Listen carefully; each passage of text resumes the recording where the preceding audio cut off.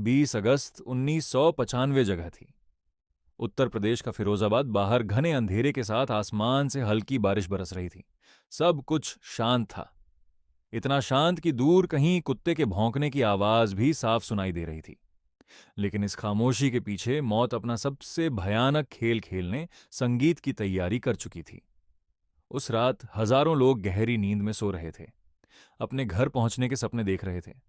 किसी को पता नहीं था कि अगले ही पल उनकी जिंदगी हमेशा के लिए बदलने संगीत वाली है।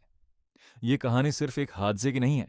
ये कहानी है भारतीय रेलवे के इतिहास के उस काले पन्ने की जिसे आज भी याद करके रूह कांप जाती है। एक छोटी सी गलती, एक जानवर का पटरी पर आना, और फिर जो हुआ उसने पूरे देश को झकझोर कर रख दिया। क्या हुआ था उस रात? कैसे दो विशाल ट्रेनें लोहे के एक ढेर में बदल गईं? और आखिर उस तबाही का असली जिम्मेदार कौन था? आज के इस वीडियो में हम चलेंगे वक्त में पीछे और जानेंगे उस रात की एक एक सच्चाई। बिना किसी लाख लपेट के कहानी की शुरुआत होती है ये उस रात से कुछ घंटे पहले। दिल्ली कानपुर रेल मार्ग भारत के सबसे व्यस्त रेल मार्गों में से एक है। संगीत। हर रोज यहां से सैकड़ों ट्रेनें गुजरती हैं। 19 अगस्त की शाम कानपुर से एक ट्रेन रवाना होती है जिसका नाम था कालिंदी एक्सप्रेस। Train number 2403। संगीत। ये ट्रेन फर्रुखाबाद, मैनपुरी और टुंडला होते हुए संगीत दिल्ली जाने वाली थी। इसमें सवार यात्री अपनी अपनी सीटों पर जम चुके थे। कोई खिड़की से बाहर देख रहा था तो कोई अपने परिवार के साथ बातों में मशगूल था। सफर सामान्य था जैसे हर रोज होता है। उसी समय भारत के दूसरे संगीत हिस्से पुरी से एक और ट्रेन दिल्ली की तरफ बढ़ रही थी। ये थी पुरुषोत्तम एक्सप्रेस। ट्रेन नंबर 2801 पुरुषोत्तम एक्सप्रेस उस समय संगीत की एक सुपरफास्ट ट्रेन मानी जाती थी। इसकी रफ्तार, इसका रुतबा, सब कुछ खास था। इसमें बड़ी संख्या में लोग सफर कर रहे थे, जिनमें कई फौजी जवान और खेलों में हिस्सा लेकर लौट रहे युवा खिलाड़ी भी शामिल संगीत थे। इन दोनों ट्रेनों की मंजिल एक ही थी, दिल्ली। लेकिन किस्मत ने इनका मिलन दिल्ली में नहीं बल्कि मौत के एक चौराहे पर तय कर रखा था। रात जैसे जैसे गहरी होती गई, यात्रियों की आंखें नींद से बोझिल होने लगीं। कालिंदी एक्सप्रेस अपनी रफ्तार से चल रही थी। सब कुछ संगीत ठीक चल रहा था। लेकिन फिरोजाबाद स्टेशन के पास पहुंचते पहुंचते संगीत कुछ ऐसा हुआ जो किसी ने सोचा भी नहीं था। यह वह वक्त था जब तकनीक आज जितनी विकसित नहीं थी। उस समय मोबाइल फोन आम नहीं थे और संगीत रेलवे का सिग्नल सिस्टम पूरी तरह से ऑटोमेटिक नहीं हुआ करता था।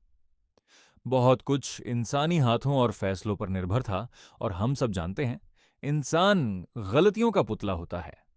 घड़ी की सुइयां रात के 2:30 के आसपास पहुंच रही थी। कालिंदी एक्सप्रेस फिरोजाबाद शहर के बाहरी इलाके से गुजर संगीत रही थी। तभी अचानक ड्राइवर की नजर पटरी पर खड़े एक जानवर पर पड़ी। वह एक नीलगाय थी। ड्राइवर ने हॉर्न बजाया, लेकिन जानवर अपनी जगह से नहीं हटा। जब तक ड्राइवर कुछ समझ पाता, ट्रेन उस नीलगाय से टकरा गई। टक्कर जोरदार थी, लेकिन यह टक्कर इतनी बड़ी नहीं थी कि संगीत ट्रेन को पटरी से उतार सके। असली समस्या टक्कर के बाद शुरू हुई। संगीत नीलगाय ट्रेन के वैक्यूम ब्रेक सिस्टम से जहां टकराई थी। उस जमाने में ट्रेनों में वैक्यूम ब्रेक हुआ करते थे। जैसे ही जानवर उस पाइप से टकराया, पाइप फट गया या अपनी जगह से हिल गया।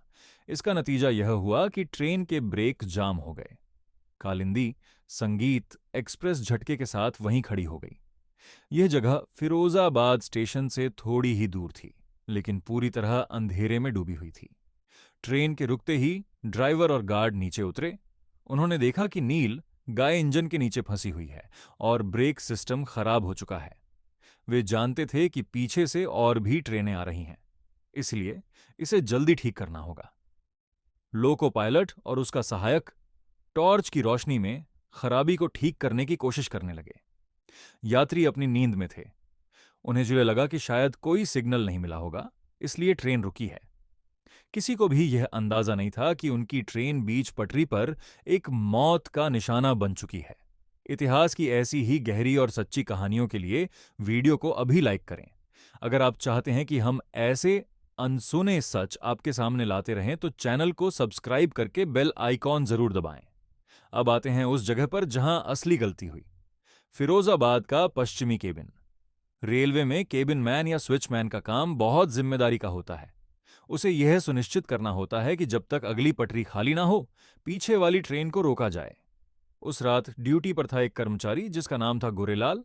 जब कालिंदी एक्सप्रेस वहां से गुजरी और नीलगाय से टकराने के बाद रुक गई, तो नियम के मुताबिक गोरेलाल को तब तक किसी और ट्रेन को आने की इजाजत नहीं देनी चाहिए थी, जब तक उसे यह यकीन ना हो जाए कि कालिंदी एक्सप्रेस अगले ब्लॉक सेक्शन को पार कर चुकी है। लेकिन यहां एक भयानक गलतफहमी हुई। केबिन में मौजूद गोरेलाल को लगा कि कालिंदी एक्सप्रेस वहां से गुजर चुकी है और आगे निकल गई है। शायद उसे ट्रेन के गुजरने की आवाज आई हो और फिर सन्नाटा छा गया हो, जिसे उसने ट्रेन का दूर जाना समझ लिया। या शायद नींद के झोंके और थकान ने उसकी सोचने की शक्ति को धुंधला कर दिया था। सच्चाई जो भी हो, उसने पीछे से आ रही पुरुषोत्तम एक्सप्रेस के लिए सिग्नल ग्रीन कर दिया, यानी रास्ता साफ है। यह एक ऐसा फैसला था जिसने सैकड़ों जिंदगियों की डोर काट दी। पटरी पर कालिंदी एक्सप्रेस खड़ी थी, अंधेरे में बिना हिले डुले, और उसी पटरी पर पीछे से मौत बनकर आ रही थी। पुरुषोत्तम एक्सप्रेस, जिसकी रफ्तार 100 किलोमीटर प्रति घंटा से भी ज्यादा थी। रात के 2:55 पर